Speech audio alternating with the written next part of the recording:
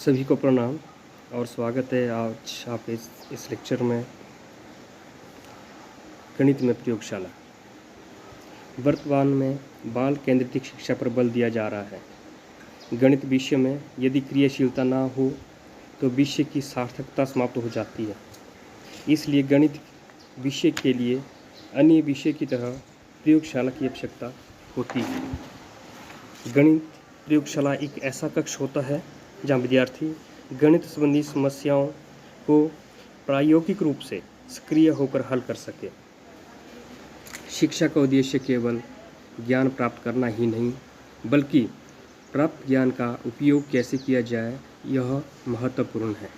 इसके लिए ज्ञान को क्रियात्मक रूप से प्राप्त करने की आवश्यकता होती है। अतः इस कार्य के लिए प्रत्येक पाठशाला में गणित की उचित प्रयोगशाला होनी चाहिए, जहाँ विद्यार्थी गणित संबंधी पढ़ाई, गणित के तथ्यों, सिद्धांतों, प्रत्ययों एवं अमूर्त संबंधों का प्रत्यक्ष ज्ञान प्राप्त करता है। गणित में मापन एवं गणनाओं संबंधी क्रियाओं को करने के लिए उपकरणों का प्रयोग किया जाता है। इन उपकरणों के प्रयोग में दक्षता विद्यार्थी प्रयोगशाला में ही प्राप्त कर सकता है। गणित प्रयोगशाला में कार्य करने के लिए बच्चों को विभिन्न प्रकार के उपकरण और सामान की आवश्यकता होती है, जैसे कैलकुलेटर, अबेकस, चार्ट, कार्डबोर्ड, श्यामपट्ट, विभिन्न प्रकार के मॉडल जैसे शंकु का मॉडल, बेलन का मॉडल, घन का मॉडल, घनाभ का model, overhead projector, display board, विभिन्न ज्यामितीय आकृतियाँ जैसे त्रिभुज की आकृति, आयत की आकृति, वर्ग की आकृति इत्यादि, सेक्सटेंट, कोण दर्पण, लंबाई को मापने के लिए विभिन्न प्रकार के फीते, विभिन्न धारिता वाले जार, विभिन्न बाहर वाले बट्टे, विभिन्न प्रकार की घड़ियाँ, प्रोपोर्शनल डिवाइडर, क्लिनोमीटर, हिप्सोमीटर, समतल मापक, गोलक पटल, सुतली, सिक्के, ड्राइंग बोर्ड, ज्योमेट्री बॉक्स जिसमें चांदे हो, पैमाने, प्रकार, सेट स्क्वायर, इसके अलावा फिल्म स्ट्रिप्स इत्यादि। गणित प्रयोगशाला में गणित से संबंधित खेल, गणित की मनोरंजन पहेलियाँ होनी चाहिए तथा प्रयोगशाला में महान गणितज्ञों के चित्र भी होने चाहिए, क्योंकि महान गणितज्ञों के जीवनी से बच्चों को गणित पढ़ने के प्रति प्रेरणा मिलती है। हम पहले कह चुके हैं, गणित प्रयोगशाला एक ऐसा कक्ष होता है जहाँ विद्यार्थी गणित संबंधी समस्याओं को प्रायोगिक रूप से सक्रिय होकर हल कर सके। प्रयोगशाला कक्ष का क्षेत्रफल लगभग 800 स्क्वायर फीट का होना चाहिए, जिसकी लंबाई लगभग 40 फीट और चौड़ाई लगभग 20 फीट तक हो सकती है। प्रयोगशाला कक्ष में 2 से 3 बड़ी या छोटी अलमारियां का होना ज़रूरी है, ताकि हम उन अलमारियों में कुछ कीमती उपकरणों का भंडारण कर सकें तथा पाठन सामग्री, कार्य पुस्तिकाओं, किट्स, खेलों का अन्य सामान रखने हेतु उचित स्थान प्राप्त हो। प्रयोगशाला कक्ष में 3 फीट चौड़ी, 6 फीट लंबी 4 मेज होनी चाहिए, जिनका उपयोग गणना केंद्र के रूप में किया जा सकता है, जहां विद्यार्थी व्यक्तिगत रूप से इनका प्रयोग कर सकें। एक मेज का प्रयोग मापन केंद्र के रूप में किया जा सकता है और तीसरी मेज का प्रयोग बहुउद्देशीय खेलों के लिए किया जा सकता है, जिसमें गणित से संबंधित तरह तरह की खेलों करवाई जा सकें, तथा एक बड़ी मेज़ अध्यापक के लिए, जहां से अध्यापक कुछ क्रियाकलाप बच्चों को दिखा सकें कि किस प्रयोग को किस तरह से करना है। इसके अलावा पाठन केंद्र में एक छोटी व नीची मेज़ रखी होनी चाहिए, उसके साथ 2 आरामदायी कुर्सियाँ। इसके अलावा प्रयोगशाला कक्ष में 15 से 20 मध्यम आकार के मेज़ तथा 30 से 40 कुर्सियाँ होनी चाहिए, ताकि विद्यार्थी उचित तौर पर वहाँ बैठ सकें। प्रयोगशाला के समीप एक अन्य कक्ष होना चाहिए, जिसे हम भंडारण कक्ष के रूप में प्रयोग किया जा सके। इसमें हम बहुत सारे जो महंगे उपकरण हैं उनका भंडारण कर सकते हैं, जैसे महंगे कैलकुलेटर्स है, टेप रिकॉर्डर्स है, जैसे आपका ओवरहेड प्रोजेक्टर होंगे, ट्रांसपेरेंसी मेकर्स होंगे, portable screens, film strip, film project जैसे चार्ट, मॉडल और श्यामपट्ट, बुलेटिन बोर्ड, डिस्प्ले बोर्ड, कोण दर्पण जिसका हम समकोण का पता लगाने के लिए करते हैं, समतल मेज़ जिसका प्रयोग हम सर्वे संबंधी कार्य में किया जाता है, हिप्सोमीटर तथा क्लिनोमीटर। इन यंत्रों का उपयोग हम उन्नयन कोण व अवनयन कोण को मापने के लिए करते हैं। इस तरह के जो महंगे उपकरण हैं उनको रखने के लिए जो है हमारे पास एक भंडारण कक्ष होना चाहिए, जैसे चार्ट है, मॉडल है, लघुगणक सारणियाँ है, त्रिकोणमितीय अनुपात संबंधी सारणियाँ है, या ड्राइंग बोर्ड है, या बड़े सेट स्क्वायर्स है। इस तरह का सामान को भंडारण करने के लिए प्रयोगशाला के साथ एक भंडारण कक्ष का होना भी ज़रूरी है।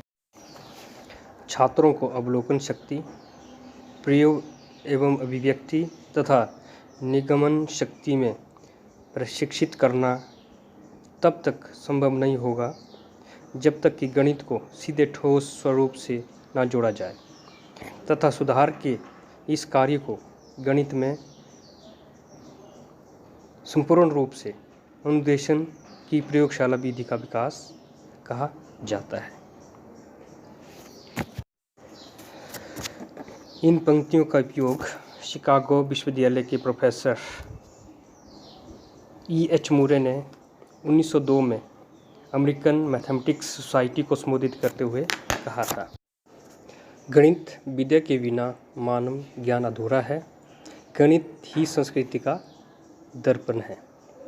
गणित को आसान तरीके से पढ़ने और पढ़ाने के लिए गणित प्रयोगशाला का महत्व बढ़ जाता है। गणित प्रयोगशाला में विद्यार्थी अध्यापक की दिशा निर्देश लेते हुए स्वयं कार्य करता है, जिससे बालक में स्वयं करने की, स्वयं सीखने की आदत बढ़ती है और उसका ज्ञान अधिक स्थायी हो जाता है। प्रयोगशाला में विद्यार्थी गणित संबंधी समस्याओं को प्रायोगिक रूप से सक्रिय होकर हल करते हैं। इसके द्वारा विद्यार्थी क्रियात्मक एवं व्यावहारिक ज्ञान प्राप्त करते हैं। जब विद्यार्थी गणित संबंधी समस्याओं का अपने आप हल खोज लेते हैं तो वो आनंदित होते हैं।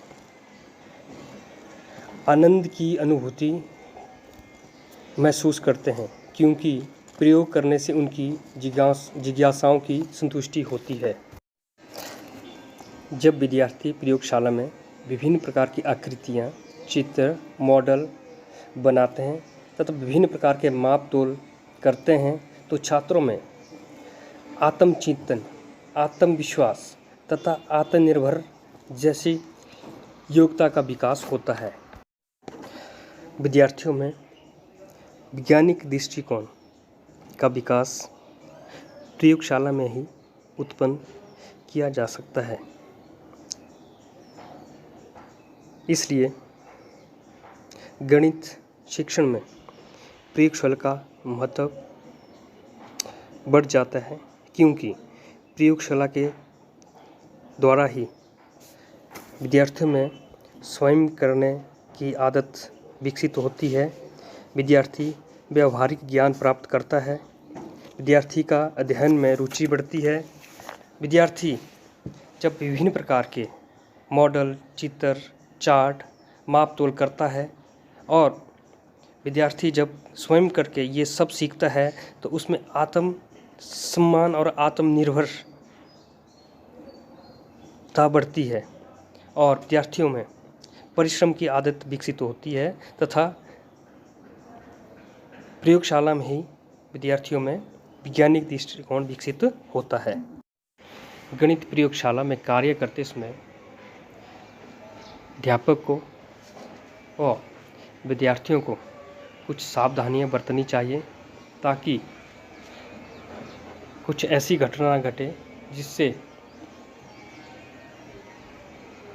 प्रयोगशाला में रखे उपकरणों को नुकसान हो या विद्यार्थियों को कुछ नुकसान झेलना ना पड़े। सावधानियों संबंधी एक चार्ट जो है प्रयोगशाला में होना चाहिए, जिसमें कुछ विशेष बातें विशेष रूप से अंकित हो कि विद्यार्थियों को प्रयोगशाला में आते समय किन किन सावधानियों को ध्यान में रखना है, प्रयोगशाला में कार्य करते हुए किन किन सावधानियों को के साथ कार्य करना है तथा जब प्रयोगशाला को आप छोड़ेंगे तो उस वक्त आपको कौन से उपकरण किस तरह से और किन किन स्थान पे रखने हैं। इस तरह का एक चार्ट जो है विशेष तौर पर प्रयोगशाला कक्ष में होना चाहिए। अध्यापक को प्रयोगशाला में रखे उपकरणों का सही जानकारी होनी चाहिए। किस उपकरण को किस प्रकार प्रयोग किया जाता है, यह अध्यापक को पूर्व में ही स्पष्ट कर देना चाहिए। उपकरणों को सावधानीपूर्वक काम में लाना चाहिए ताकि कोई लापरवाही ना हो, जिससे कोई जान माल की हानि ना हो।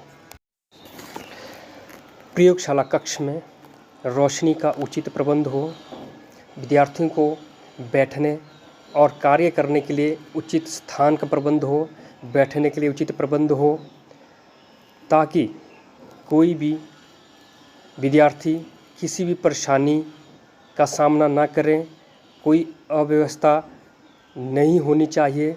इसका ध्यान अध्यापक ने रखना होता है कि कक्षा कक्ष का उचित ढंग से किस तरह से प्रबंधन किया जाना है। प्रयोग करने के पश्चात सभी उपकरणों को यथास्थान पर साफ सुथरा करके रखना चाहिए। प्रयोग करने में समय का भी ध्यान रखना चाहिए ताकि सभी छात्रों को प्रयोगशाला में कार्य करने का अवसर प्रदान हो। गणित शिक्षण को सरल बनाने हेतु गणित प्रयोगशाला का होना अति आवश्यक है, ताकि विद्यार्थी गणित प्रयोगशाला में जाकर गणित संबंधी समस्याओं का हल स्वयं ढूंढे, आत्मचिंतन करें, विद्यार्थी आनंदपूर्वक कार्य करे ताकि विद्यार्थी के मन में जो गणित के प्रति डर बैठा है वो समाप्त हो और गणित विषय विद्यार्थी को रुचिकर लगे। इसमें अध्यापक को चाहिए कि गणित शिक्षण में गणित प्रयोगशाला के लिए उचित समय का प्रबंध करें ताकि प्रत्येक बच्चा गणित प्रयोगशाला में जाकर गणित को आनंदपूर्वक खेल खेल में पहेलियों के द्वारा, मॉडल चार्ट के द्वारा स्वयं कार्य करके गणित की समस्याओं का हल खोजें तथा बच्चा इस बात से परिपक्व हो जाए कि गणित का हमारे दैनिक जीवन में क्या महत्व है।